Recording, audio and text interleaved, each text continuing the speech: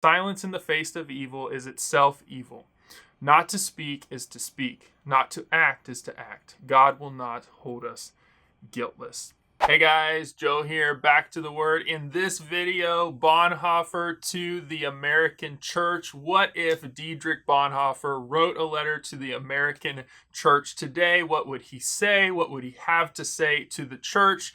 That's what this video is all about, because I'm going to be mostly going through the contents of this book, Letter to the American Church by Eric Metaxas, that he published in 2022, and that is what he is doing with his book. So for most of this video, I'm going to be walking through the overview, chapter summary, some of the main content that stood out to me from this book. I'm also going to be talking through some other things that are all time-stamped below. I'm going to go through a caution on the use of Bonhoeffer to push our agenda, to push theology in our church and society today. What are some of the things we should be aware of? I'm going to talk about some great books by and on Bonhoeffer for those who want to dig in and learn more about him. I'm going to talk about the book macro structure for this thing, just overview, and then give chapter by chapter overview of the 16 chapters. And then I'll offer some opportunity. I want to hear from you guys with feedback and some other links to resources at the end of this video.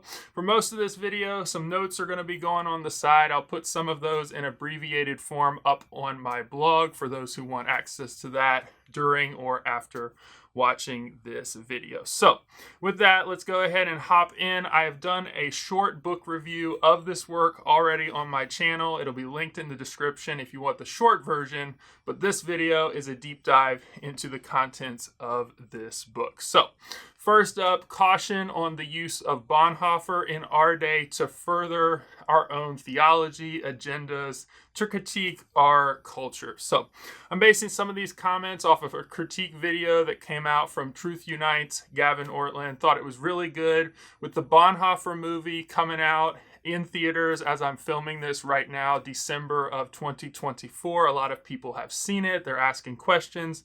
Some have good opinions, bad opinions. I just want to say it's good for us to go in alert and thinking about some of the cautions of taking a person who lived in a historical time and then moving them into our culture. I think it can be done well, but there are some cautions. So Bonhoeffer is a favorite figure for people to do this because they talk about a Bonhoeffer moment, because he was a Lutheran pastor that lived in Germany when the Nazis took over, were killing Jews. He stood up against that and actually ended up giving his life and was killed by the Nazis. People use his story in many different ways to talk about a Bonhoeffer moment. So it's used to invoke many different causes, and it's been used since his death at the end or in World War II for many different things. So among those, it's been used in Germany for those working for the fall of the Berlin Wall. It was used in Latin America by liberation theologians opposing economic exploitation. It was used in South Africa amidst the struggle against apartheid. And most recently, it's been used in American politics and culture wars, which is a lot of what Metaxas is entering with this book. The general caution here is Bonhoeffer is nuanced. He's kind of a perplexing figure. He's standing up for certain things that Christians should stand up for. He's Lutheran. His ethics, he has some good parts of his ethics, some bad. He's a perplexing figure. And so anytime we're dealing with someone who's a perplexing figure, it's easy for us to gravitate towards the things that we love about him and to negate some of the other things instead of presenting him for truly who he is. Case in point, a lot of people have talked about like social justice, racism that shows up in the Bonhoeffer movie. I have not personally seen it, but that's a part of Bonhoeffer's story. He came to the United States. He was in Union Theological Seminary for a while, checking on what was happening with the liberals and the fundamentalists at the time. He has an experience with race in the United States, and we don't know the full implications of how that all impacted him, but you can tell his story and focus on that in a specific way to make him say something that may be more or less than he would have actually said. And so we must be cautious about that as we take a historical figure. So I just want to say that at the outset. That being said, books by and on Bonhoeffer. Eric Metaxas, who wrote this book, has written to date what is the best probably biography on Bonhoeffer right here. Bonhoeffer, Pastor, Martyr, Prophet, and Spy. So this is an amazing biography. If you have not read it, you need to do so. And so I think he's a very authoritative voice on Bonhoeffer and what his legacy and what his story is, nuances, what he stood for.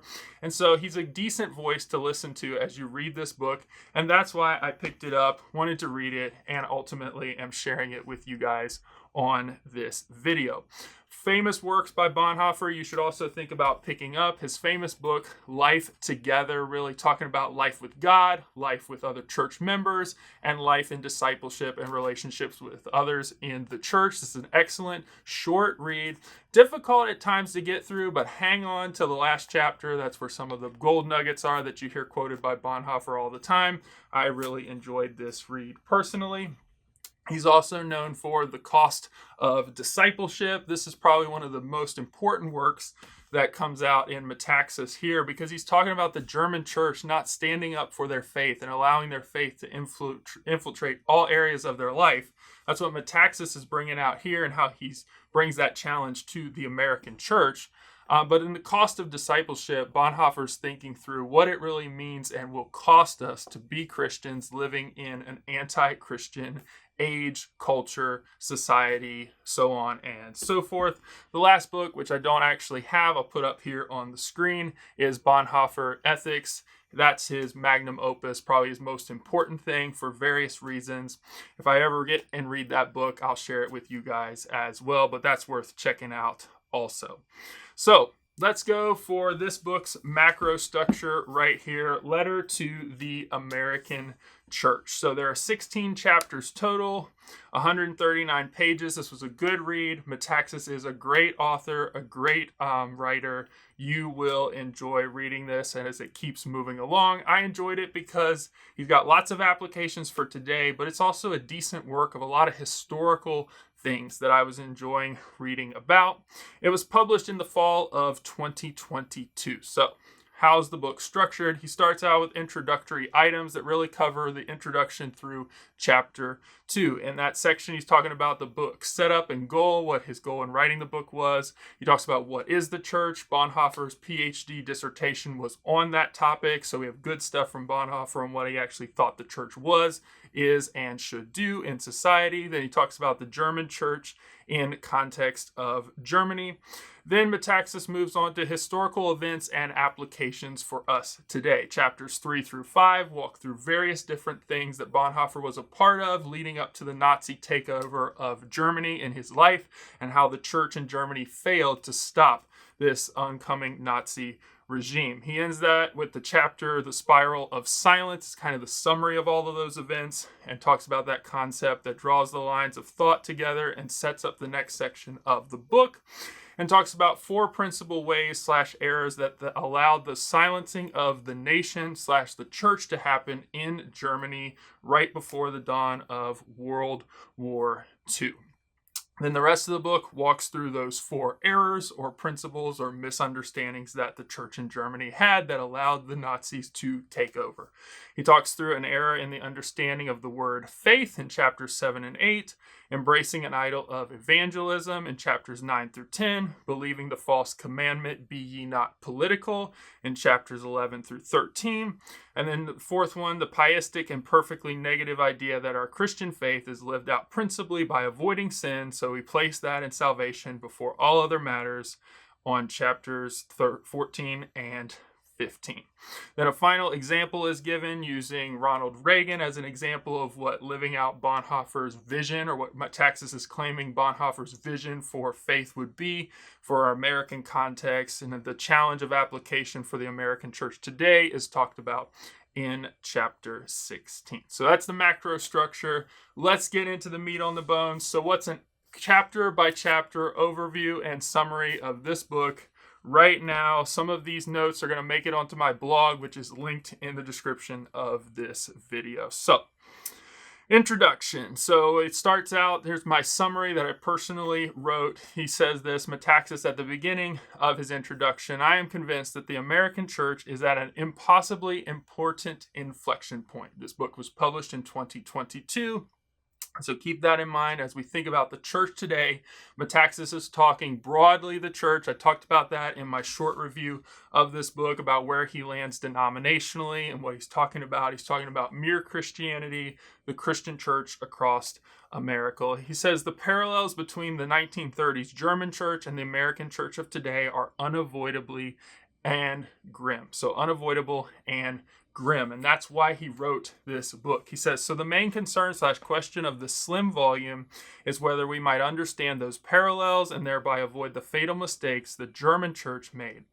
God is calling his church to do something, but the choice whether we do it is entirely ours, Metaxas says. He says, at the present, we are indeed failing, but we must do something, for the evil we face today is the same forces in different guises that the German church faced in their day with the Nazis. He says, but it is not just hyper-nationalistic like it was for the Germans, for it is even worse in that it is anti-nationalistic, which is to say globalist. So there's a little bit about the warning he's sounding with this book, and he is using Bonhoeffer and what happened in Germany with the German church to sound the alarms for the American church to wake up.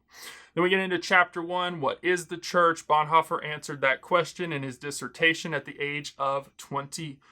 It is not most prominently or merely a movement or an institution for Bonhoeffer, but the people of God in name and lived action. You can't be in the church just by claiming the name of Christian or claiming to be in a church. You must actually live out your faith, which is going to be a theme he's going to point to and trace out in Bonhoeffer's life and challenge us to for today. He says, God asks his people, the church, to live out their faith in all spheres of their lives, and when they fail to do so, they are failing to be the church. The church cannot retreat into seclusion or just stay in the religious corner, for where we are obliged to courageously bring our faith to bear on all issues. So he's like, the current culture today wants us to stay in the corner, to not enter the public square with our faith, and we are pushed away. And he said, we can't do that. We must bring our faith into all areas of life on all issues.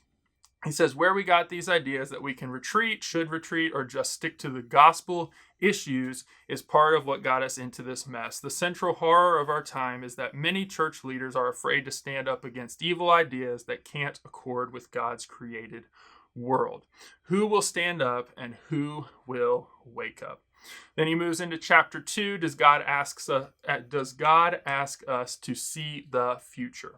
So a summary, to understand where we are today in American church, he says we must look at what happened to the church in Germany in the 1930s. So this sets off his historical section of the book. He says the German church was guilty of having a tragic blindness, and we are making many of the same mistakes. So let us approach this historic study with both humility and humiliation.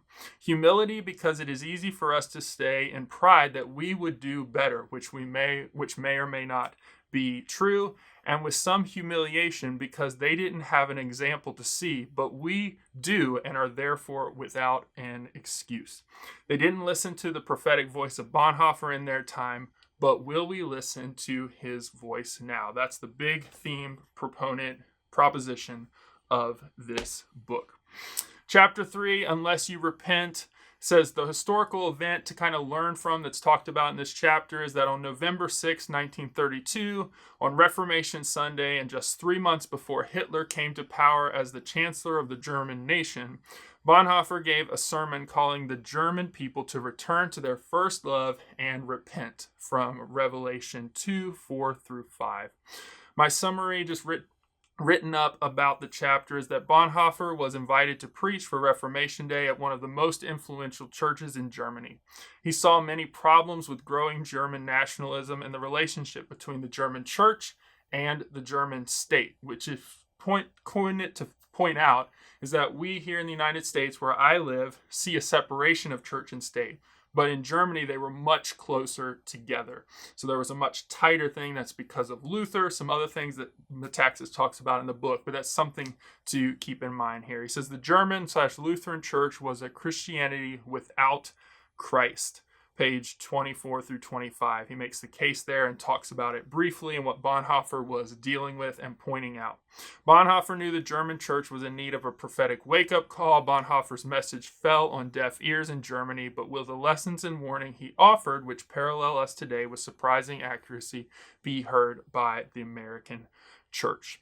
Chapter 4 talks about the church and the Jewish question. It moves through two historic events and talks about applications from them. The historical event 1 to learn from is that on February 1st, 1933, just 2 days after Hitler came to power, Bonhoeffer gave an important radio address on biblical leadership, specifically servant leadership, which was very different from Hitler's idea of leadership and what a leader should be according to the Nazis.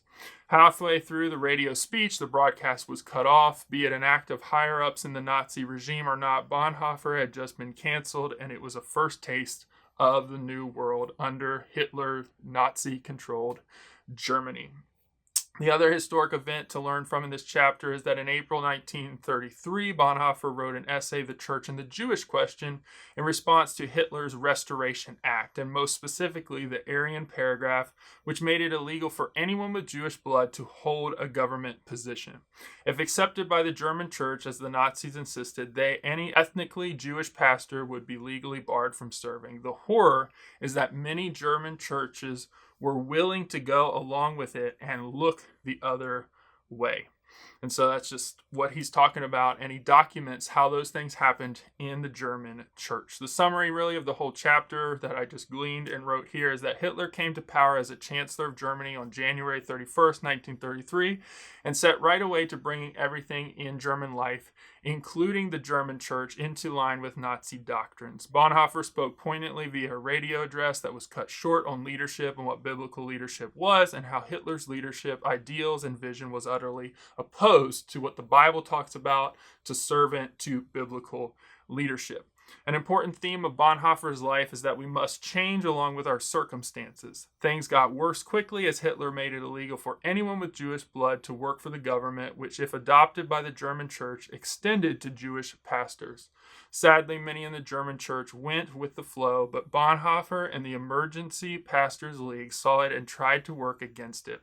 Bonhoeffer wrote an essay on the issue and clearly articulated that those who call themselves Christians have an obligation to God to get political if necessary and to take a bold and likely dangerous stand against their own government. So what of the American church today is what Metaxas asks at the end of the chapter. What will we do as we face similar distorted notions of leadership and sometimes egregious overreaches of the state into church matters? Chapter 5, he talks about 12,000 pastors. The historic event to learn from is that Bonhoeffer and other church figures published a document known as the Barmen Declaration in 1934, and it essentially stated a separation of church from the state must be clear. The sad truth is that of the roughly 18,000 Protestant pastors in Germany at the time, 12,000 remained silent, didn't want to get political, and were not willing to take a stand against the state. So how is this talked about in the chapter? Here's my summary.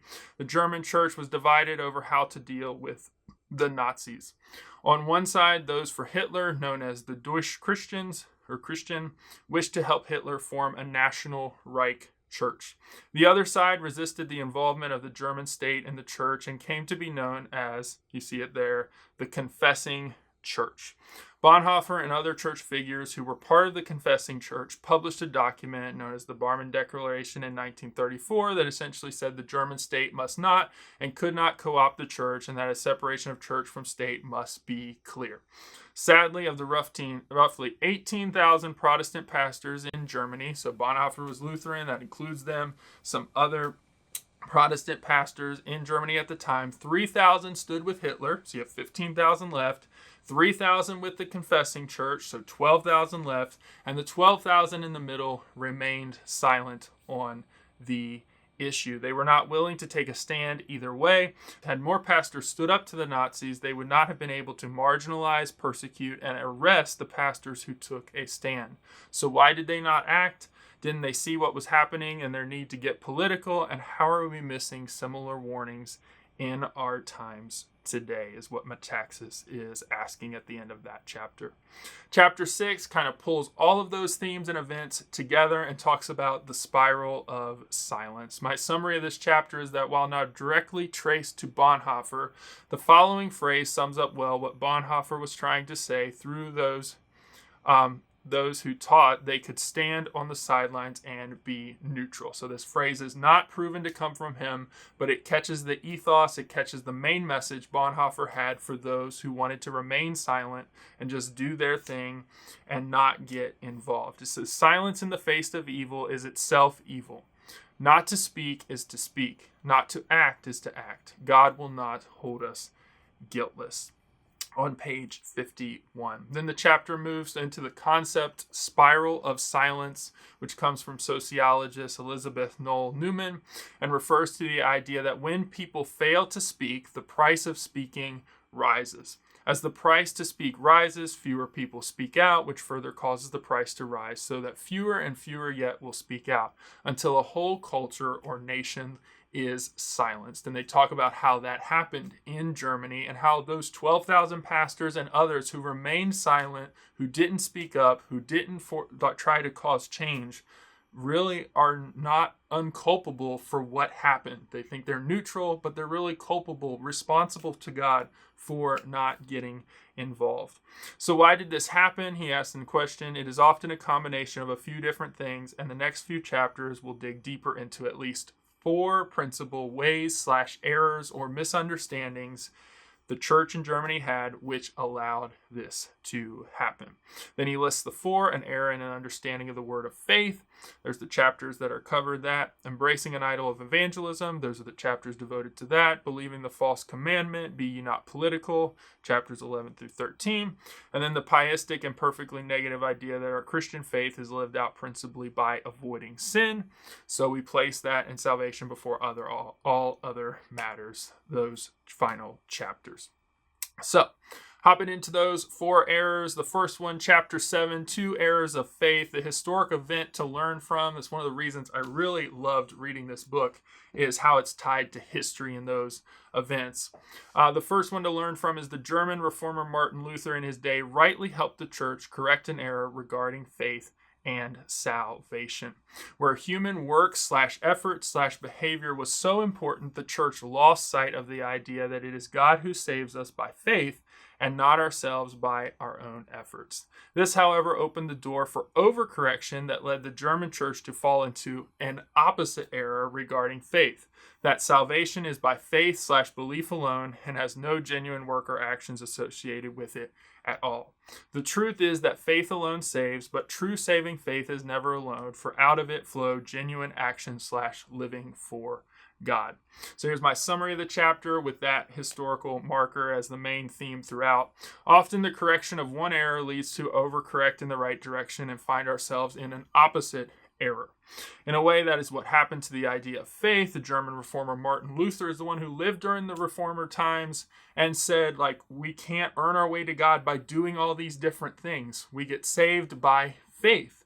And so the German church had so overcorrected that we're saved by faith alone. It was just a faith that was spoken and not actually lived out, is what Bonhoeffer and Metaxas is using Bonhoeffer to illuminate here. He says, rightly, Luther called the church in his day back to the truth that faith alone saves. However, Luther's work opened the door for overcorrection in the German church in the opposite direction. And so faith was just merely reduced to intellectual assent, and the vital need to actually act and live out our faith was minimized, if not totally eradicated. This was the error that the German church had fallen into in Bonhoeffer's day, and they needed to be reminded that salvation is by faith alone, but genuine saving faith is never alone, because our actions illustrate what we actually believe. So in other words, God is not interested in what you claim to believe, because that is just words, but what you actually believe, that which you actually live out. For the American church, the question is, how much of what we say we believe do we actually believe? For if we fail to speak up and to live out what we believe and to stand up when we are threatened, or when what we believe is threatened, then we tragically show that the words and doctrines we claim to believe, we don't actually believe. Then he moves into chapter 8, which kind of further develops that same thought. So summary, before moving on from the faith errors, we must consider James 2:24. So this is where he gets into the Bible and does some textual kind of exegesis, teaching principles. So he talks about James 2:24. And we are justified by our works and not by faith alone. This could be easily misunderstood, but when studied in context, we find it in complete alignment and harmony with what the Bible teaches about salvation and faith. Sadly, in Bonhoeffer's day, the phrase faith alone had made Christians' faith so one-dimensional that they nearly everyone in the German church had claimed to believe something, but would not actually live it out. That is why Bonhoeffer wrote on belief being mere words of assent in The Cost of Discipleship, which I already recommended to you guys in here. And he calls those who actually say they believe but won't live it out cheap grace. So the German church had fully bought into Luther's faith alone saves and had further gone on to believe that nothing at all was required of them. Bonhoeffer was adamant that there is a necessity of obedience in the Christian life and that a faith that pretends to be faith but is not faith is cheap grace and not grace at all. So then the question is posed, so what of the American church? Frankly, Bonhoeffer's warnings of cheap grace and faith are not attached to obedience are an indictment of the American church today. So this is where Metaxas switches from just asking to being more preachy and saying, I'm seeing this in the church today, that we're not actually obedient to what we believe. It says the only difference is that we have an example of the German church in his day as a warning. So in Bonhoeffer's day, as a warning to us. Moving on to chapter 9, the idol of evangelism. The second error to be covered may be called the idol of evangelism. The truth is to be understood here is that if we elevate any good idea too far, we distort that idea and everything along with it. As extraordinarily vital as evangelism is to the Christian life, God does call us to more than just soul winning. Bonhoeffer taught that one such calling from God is that the church has a solemn obligation to speak up when we see grave injustices. He declared this truth by famously writing, "Only he who cries out for the Jews may sing Gregorian chants." And so that's talked about in this chapter. What he meant by the phrase is that we shouldn't imagine God will listen to our worship if we have neglected to do what we can to speak for those who cannot speak for themselves. So we must ask the question, at what point does staying quiet and staying on the sidelines regarding things God has clearly said become disobedience? That's one of the big things I have underlined in the book. That's the big question really just for me as I was thinking through it, reading this book by Metaxas, Letter to the American Church, is where is that line in our conscience before God when we actually say that we must speak out, and when we don't, that becomes disobedience. No one is saying evangelism is not important, but at what point does our disobedience to God show that we don't truly believe? So we in the American church must ask ourselves, do we believe God and what he says about following him in all that we say and do? And are we acting as though we believe it? So the historic event to learn from, he talks about an additional example here beyond Bonhoeffer in Germany is given, is used to close the chapter, is William Wilberforce's cared about evangelism and getting rid of the transatlantic slave trade. Innumerable people in his day told him not to mix faith and politics, but he understood that a faith that did not compel him to speak up and act for those suffering was worth nothing, and whatever he said about his faith would ring hollow in the ears of any hearers of his evangelism. So then chapter 10 continues to kind of flesh out this idea of some people in the German church were like, well, we're allowing us to share the gospel and I don't want to speak up because then they're going to persecute me and I'm not going to be able to share the gospel. And he's like, at some point we must speak up and do what is right, because if we neglect and we just close our ears and don't do something, that's the argument Metaxas is making through Bonhoeffer, then we're being disobedient and people aren't going to see our gospel as valuable, as worth anything, which is why the example of Wilberforce is given there. So chapter 10 kind of fleshes more of this error/misunderstanding about prizing the idol of evangelism too much. It says, so my summary there that I've written is God is both true and love. some passages. Both are united in him, and when it comes right down to it, it is not possible to separate one from the other without degrading each of them. To attempt to separate truth and love, or love from truth, will always produce error in one of two ways. One can speak so much truth with so little love that he is not actually speaking truth anymore, but just using truth as a weapon for his own ends. The opposite can also occur in that someone can show so much love, this is what the German church was guilty of, that they misrepresent the real love of God and forsake truth entirely in the process. That's what Metaxas is saying. It's so we can be so drawn to just sharing the gospel that we lose theological conviction and standing up for things that matter, that people are like, even if I believe that, there's a mess behind that you don't really believe what you're telling me and fully living that out. Sometimes there is nothing wrong with wishing to avoid a controversy, but at what point does a desire to avoid controversy backfire because we land in one of these two errors?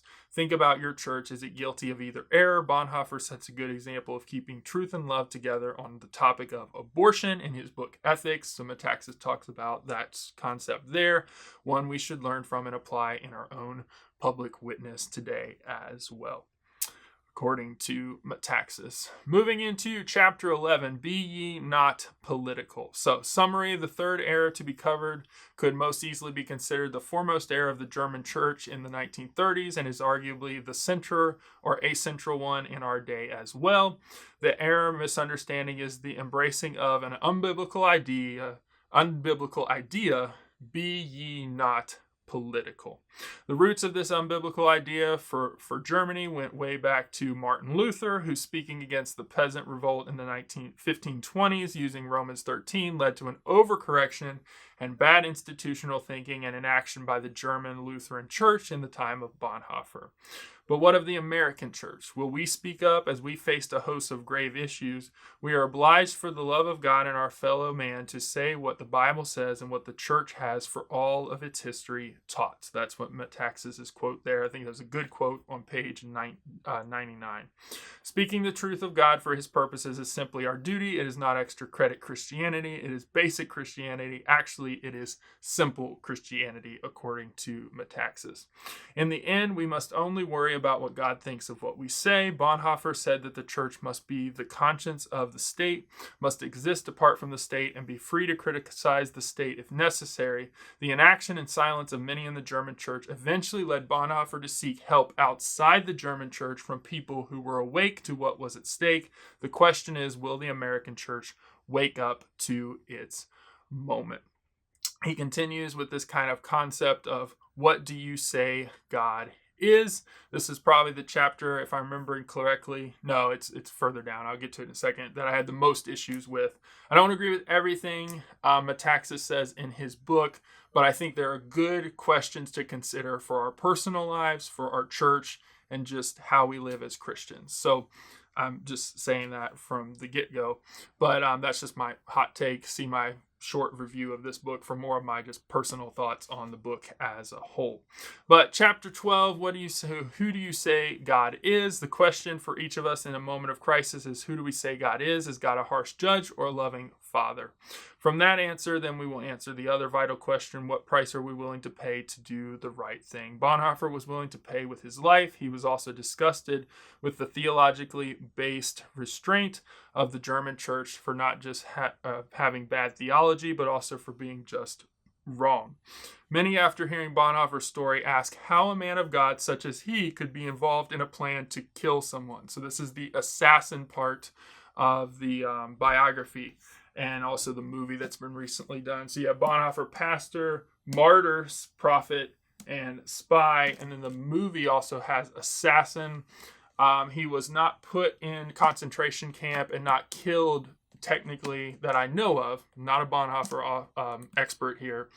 He was not put in a concentration camp because of a plan to kill the Fuhrer, to kill Hitler, but it was later found out he was part of a conspiracy to do that. So that's where the assassin part is, and that's one of the big things Metaxas always gets asked after people read this book, have him speak on Bonhoeffer. He says, the truth is that he had counted the cost. He understood what would happen if Hitler's power became total. He knew the command in Scripture to not murder. and did not and could not mean all killing was murder. And ultimately, he believed God was a loving father who would see his heart and motive and forgive even a mistake if his heart was in the right place. So those are the arguments put forward by Metaxas for why Bonhoeffer got to the point where he would even be involved in such a plan to kill Hitler. Now let's explore this concept a bit deeper and how Bonhoeffer got there by examining Jesus' parables of the talents in the next chapter. So this chapter and the next one are the ones that I disagreed with the most. I just haven't spent enough time in the exegesis, haven't spent enough time reading Bonhoeffer's ethics, but what I can do for you here is just give my kind of Cliff Notes summaries of this chapter, and I think the next chapter as well is one of the ones that I struggled with the most in my personal reading. So the summary of chapter 13 is Jesus' parable of the talents is a powerful illustration of what God thinks of our safe and religious reasons for not doing the right thing, and succinctly expresses the dilemma Bonhoeffer faced that we face today. My only caution there about hermeneutics, about interpreting the Bible rightly, is we got to be careful about seeing a Bonhoeffer situation and then seeing a biblical situation and not observing the context and those nuances. But that's what he's going to try to show the parallels here. Jesus is asking the parable, who do you say God is? Jesus makes it plain. Those servants who risked the talents that were given and believed God to be gracious and loving Father were rewarded for doing what they did. The servant who played it safe and believed God to be a hard taskmaster was condemned. So who do you say you believe God to be? There is no middle road, no safe road. You either love and trust God or you do not. Jesus tells us this to warn us, and the warning is that we are so free that if we do not see our freedom and live it out, we make ourselves slaves. To put it another way, we can walk across the water to Jesus or drown, and to stay in the boat is to eventually drown as well. And he's put forward those things. I haven't spent as much time in these chapters to fully flesh that out. The next chapter fleshes it out a bit more. Hardest chapter for me exegetically was this chapter with some of the quotes. The chapter pulls together many threads from the book and shares the fourth error, mystery, understanding the German church had. The Christian faith is lived out by avoiding sin, piety, and our own virtue and salvation before all other matters. To attempt to justify ourselves before God is to wish to be God ourselves, which never ends well. The church in Bonhoeffer's time was guilty of seeing God as a hard master, to be feared and disliked, playing it safe, avoiding trouble, and justifying their inaction because of religious or pietistic reasons. Bonhoeffer saw this as not only wrong, but evil. For Bonhoeffer, the German lying to the Gestapo to protect a hidden Jew and Rahab lying to the king of Jericho to protect the Israelite spies are both a sort of lie God would not condemn for these people for siding with God in their actions, and the agents are answering they don't represent God. Thus, Bonhoeffer's position is that being a Christian is not about avoiding sin, but firstly about passionately and courageously serving God. These can be hard truths to grasp, but it is further reminder that God has a wildness and unpredictability to him, and in the words of C.S. Lewis, he is not tame, but is good. So we will trust and serve him no matter what, for anything less than that is to give up the freedom he offers and find ourselves forever in chains and bondage. So this is one of the other harder chapters for me, just exegetically thinking through some of these concepts. I need to spend more time there, but these are some of the things that he's saying in that chapter, and what he's claiming is that Christianity is first and foremost about passionately and courageously serving and following the Lord, but not just avoiding sin, which I need to be saying maybe the person who lies to the Gestapo because they're protecting Christians is not really sinning. Bonhoeffer talks about this in his Ethics. I need to go read that section more as someone who's not a Bonhoeffer expert and has not done a ton of study in that to see all that Bonhoeffer's saying, but Metaxas puts those pieces together in that chapter. Chapter 15 talks about religionless Christianity. Paul's message in Galatians 5:1 should haunt us, for there's no question that we in the American church have drifted from pure and utter freedom in living out our faith, but will we repent and change? Bonhoeffer called the German church to this kind of freedom and faith, but in vain. Bonhoeffer was misunderstood by many, but the most misunderstood thing in all the life came after his death. So in his entire life, the most misunderstood thing about Bonhoeffer is what he meant by the following statement in Letter to a Friend about religionless Christianity. Bonhoeffer was misunderstood by many, but the most misunderstood thing in all his life came after his death, when a close friend published some of his final papers and letters written before his death. In one of those letters, liberal theologians made much of two words which led some to embrace a false narrative that Bonhoeffer in his final days had drifted away from the Christian faith or from Christianity. The two words were religionless Christianity, and while he had indeed reconsidered everything in his prison cell, he had not drifted away from Christianity one bit. And that's the position of Metaxas and what he's trying to show. And what he meant by saying we might need a religionless Christianity was in no way a desire to have religion devoid or apart from Christianity, but exactly the opposite. So that's what liberal theologians hear this phrase they want to do. They want to separate religion, or the good things about religion, social justice, those things, from Christianity, religion together. That we need a religion that's apart from Christianity. And he says that's not what Bonhoeffer was arguing for. He was arguing for exactly the opposite. He was saying we needed a deep Christianity, one that is not merely religious or outward activity or just saying we're religious, but one that understands we are to live out our faith with every atom of our being. So what of the American church? Will we respond rightly to the moment we are living in? Will we represent God in these dark days? But before we go, let's look at the example of, in 1987, an example of what this might look like in America. Chapter 16 puts a final bow on the book with an example of Ronald Reagan. So the historic event to learn from is that what standing up might look like. President Ronald Reagan went against the advisors' advice in his speech in 1987. He stood up to the evil empire of the communist/Soviet Union, telling Mr. Gorbachev to tear down this wall in that famous quote. Summary, Ronald Reagan was an exceedingly rare leader in that he was fierce and bold in speaking out about the great evil of communism when many others remained silent. What made Reagan even more rare as a leader is that he perceived the Soviet regime was weak and the time to act was now. Thus, he chose against other advice to utter those famous words as a part of his speech in 1987, Mr. Gorbachev, tear down this wall. To do so, he went against the status quo, took action, rallied those few who would stand, and just 2 years later, after his speech in 1989, the wall toppled down. Just 2 years after that, the Soviet Union was dissolved entirely.